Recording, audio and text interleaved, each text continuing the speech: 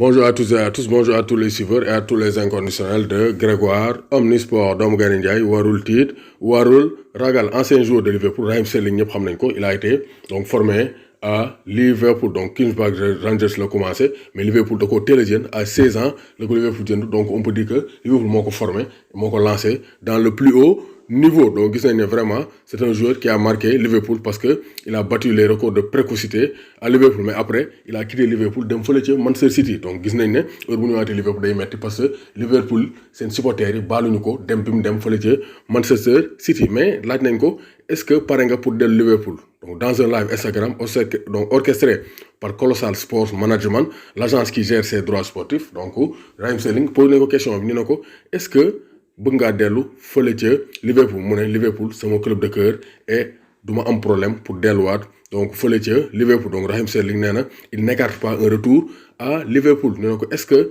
je retournerai un jour à Liverpool. Pour être honnête, j'adore Liverpool. nee na vraiment boo xaree xol bi Liverpool nga fay fekk. donc Raheem Sterling n'écarte pas un retour. léegi nag kañ lay retour parce que gis nañ ne Manchester City est suspendu.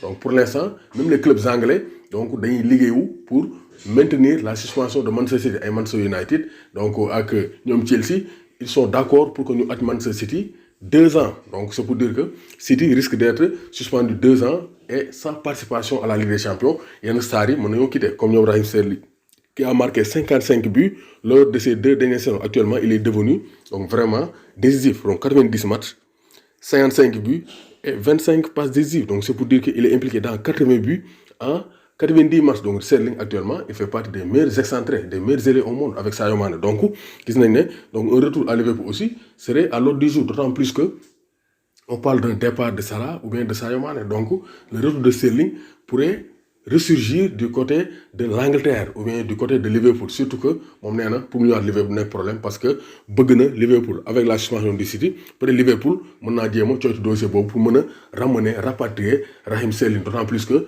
Salah ou Sadio Mané kenn mën na cee quitter. donc soit Sadio Mané ak Sterling des fa gérer aile, soit Salah ak kii di donc Raheem Sterling des fa pour gérer les ailes de Liverpool. en tout cas donc Sadio Mané pourrait jouer sous le même maillot su fekkee demu Real Madrid dina war naa mën a jouer sous le même maillot que Raheem Sterling à Liverpool parce que Sterling écarté wul un retour à Liverpool, un club qui l'a lancé au plus haut niveau.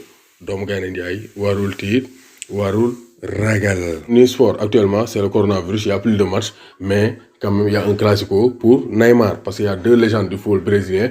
Koné yaa ngi tiré du côté de ton ancien club, Rivaldo, ancien joueur, ancien excellent joueur du FC Barcelone, donc ballon d'or avec le FC Barcelone. moom nee na le Barça a plus besoin de Neymar que de Lautaro Martinez. nee na Barça actuellement Neymar lañ gën a soxla que Lautaro parce que ñëpp xam nañ ne Suarez mu ngi màgget. donc Barça dañoo bëgg a jënd Lautaro Martinez, un compatriote à Lionel Messi, pour mu nekk le nouveau Luis Suarez. mais actuellement Neymar est-ce que day ñëwaat Barça, est-ce que du ñëwaat. Rivaldo nee na donc vraiment Neymar mooy joueur bi manqué le FC Barcelone. Neymar def na erreur ba mu demee Paris Saint-Germain pour une somme de 222 millions d'euros à 28 ans. Neymar des na ko de belles années devant lui donc pour jouer au football te nee na il a la personnalité et le talent pour faire la différence. donc war naa mën a ñëwaat Barça pour aider Lionel Messi à reconquérir l'Europe et la Ligue des Champions. am na beneen légende boo xam ne aussi day xëcc Neymar vers le Real Madrid. donc où ira Neymar moo tax ñëpp a ngi koy laaj. Roberto Carlos moom donc a bien une destination en tête. nee na dafa bëgg Neymar quitter Paris Saint-Germain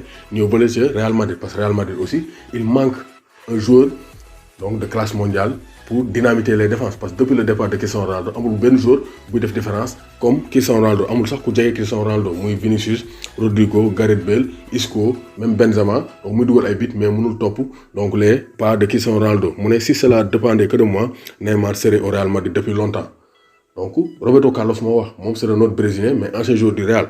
nee na bu doon dépendre ci moom kese Neymar Real dina na ko bu yàgg. pour le moment Neymar est heureux au Paris Saint-Germain, il prend du plaisir, mais le Real Madrid serait un excellent club pour Neymar. donc il y aura un classico forcément entre Neymar, donc entre le Barça et le Real Madrid pour Neymar. mais une chose est sûre, dirigeants Real yi est-ce qu'ils sont chauds à l'idée de recruter Neymar. je pense que waa Barça ñoo gën a chaud, ñoo gën a nekk ci dossier Neymar pour indiwaat ko FC Barcelone. en tout cas Roberto Carlos et Rivaldo sont des avocats de leurs anciens clubs. Carlos nee na Neymar dem Real, Rivaldo nee na Neymar club bi baax ci moom mooy FC Barcelone. léegi fan la Neymar dem moom laa leen di laaj ban club moo gën a baax pour Neymar pour donc redémarrer idoinement sa carrière may xaar seen réponse en commentaire. Neymar Real wala Neymar Barça yéenay choisir. N'oubliez pas de vous abonner leen ci compte Instagram Grégoire ak page Facebook Grégoire Omnisport doomu Gaynde Njaay waarul tiit waarul ragal.